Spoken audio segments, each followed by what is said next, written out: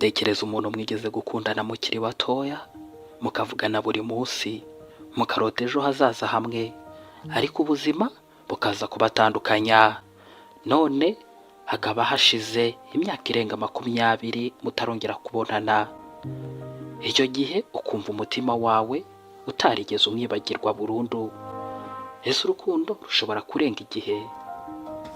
Ese umuntu ashobora gukunda abantu babiri mu buryo butandukanye ariko by'ukuri? Iyi si inkuru isanzwe y'urukundo, ni inkuru ivuga ku bintu bishobora kuba what ifs mu buzima bwacu bwa buri munsi. Iyi ni past lives, inkuru iri busiga utekereza ku buzima bwawe bwite. Nimba warigeze no gukundana rero ho biraza kuba akarusho cyane. Kora subscribe kugira ngo tujye tubana niba utarayikora. Ni kuri M250 TV Films, mu gice tubagezaho inkuru zijyanye n'amafilime muba mwarakunze. M250 Film Stories, tubahaye ikaze mu isi y'imyidagaduro yigisha. Iyi filime yakozwe na Selen Song, ishingiye ku buzima bwe bwite. Ivuga ku gitekerezo cyo muri Korea cyitwa Inyeon, gisobanura ko abantu bahura mu buzima baba barahuriye mu bundi buzima bwabanje. Iyi ni filime igaragaza urukundo, ni filime igaragaza amahitamo y'ubuzima ndetse n'ingaruka zigiye ku byiyumvo by'umuntu. Inkuru itangirira muri Korea, aho duhura na Nora wanitwaga Yang ndetse na Hae-sung.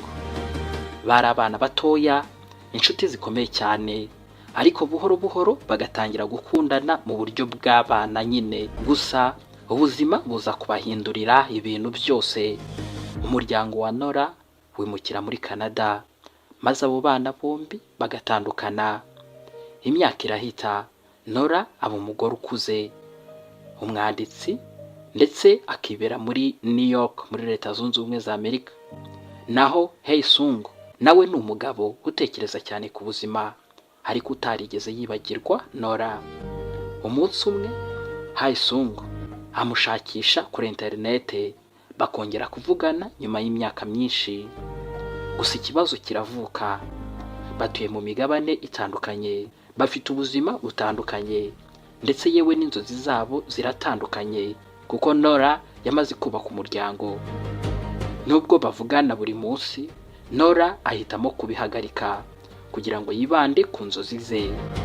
Nyuma yaho Nora ahura n'umugabo witwa Arthur, bagakundana, bakaza no gushyingiranwa. Hashize imyaka myinshi, Hae-sung afata icyemezo gikomeye cyane kujya gusura Nora in New York. Aha niho ibintu bihindukira cyane. Abantu batatu barahura.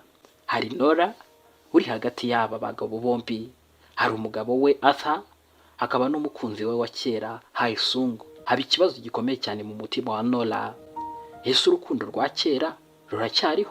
Ese yahisemo neza uwo bashakanye, cyangwa hari ubundi buzima yagombaga kubaho?